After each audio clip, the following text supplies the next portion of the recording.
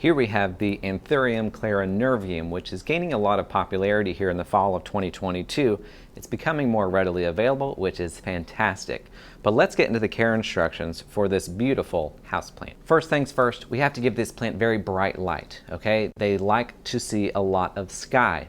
Now, if you have a really hot window, say it's south facing or it's west facing, it's going to be really good to back this off the glass a little bit. If the leaves get too hot, they can scorch, they can burn. They're a little bit sensitive to that. So if you know you have a hot window, again, just back it off the glass a foot or two, still maintaining a nice wide view of the sky, but not having it so close to the glass that it's going to scorch.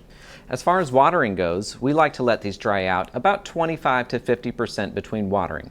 Now, during the spring and summer months, this plant will be actively growing, okay? You're going to see the most new growth. It's kind of a slow grower, but that's when you're going to see the most new growth. During those time periods, we like to let them dry out 25%. In the winter time, they're going to go a little bit dormant. You might not see so much new growth. You might not see any new growth at all. That's perfectly fine. That's perfectly normal. They kind of go into a little bit of a hibernation during our shorter days of the winter. And during that time period, we like to let them dry out closer to 50% in between watering. It's important to note that regardless of the season, growing season or dormancy season, when the plant is ready to be watered, you should be giving your plant a full soak. So your job is to hit all of the medium that's in the pot. Soak, soak, soak. Of course, letting all the excess moisture drain out the bottom drainage holes. It's really important that these plants have really nice drainage, really nice air to their roots, but we have to keep them maintained as far as moisture goes. Repotting should be done every 1 to 2 years, depending on if the roots are coming out of the bottom drainage system. Now, if it's been 2 years and the roots are still not coming out of the bottom drainage holes, it's a good idea to replenish the medium anyway, and I like to use a good aeroid mix, which is 1 part houseplant soil mixed with 1 part orchid bark, and then 1 part perlite or crushed granite, sand, something that's going to get a lot of airiness and chunkiness down to those roots. Remember, these plants grow on the sides of trees. They are epiphytes. They don't grow in the ground. So they're naturally used to their roots being exposed to air all the time. So if we suffocate these roots with too dense material, like just straight houseplant soil, it might suffocate them and they can die to root rot. Now, this plant is native to areas that are very humid. Okay, so it would appreciate you adding extra humidity. However, if you have regular household humidity, and what I mean by that is there's nothing pulling the humidity out of the air, like a wood-burning fireplace or a dehumidifier nearby, or even maybe like a fan blowing directly on the plant. As long as you don't have anything like that, and you're properly watering and have proper light, you should be perfectly fine.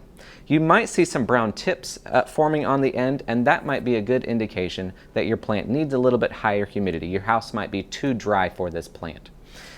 Doing a little cool mist humidifier will be fantastic for something like that.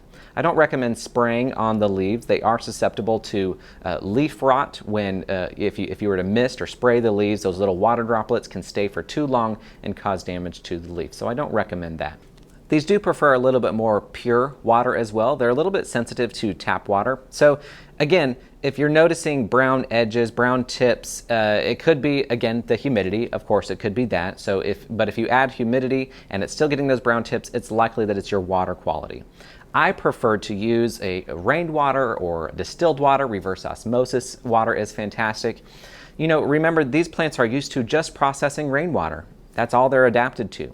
So when we give them the extra additives that our tap water often has, they aren't that great at processing it, and it might show in the tips of the leaves turning brown. As far as fertilizing goes, I use a general purpose, well-balanced fertilizer throughout the growing season, spring through the summer months. As they go dormant, when our days are getting shorter, we like to back off on that fertilizer. In fact, we rarely fertilize during the winter months just because they can't process that fertilizer during the winter months, or they can't process it as quickly, and you risk burning the leaves, which of course we don't want.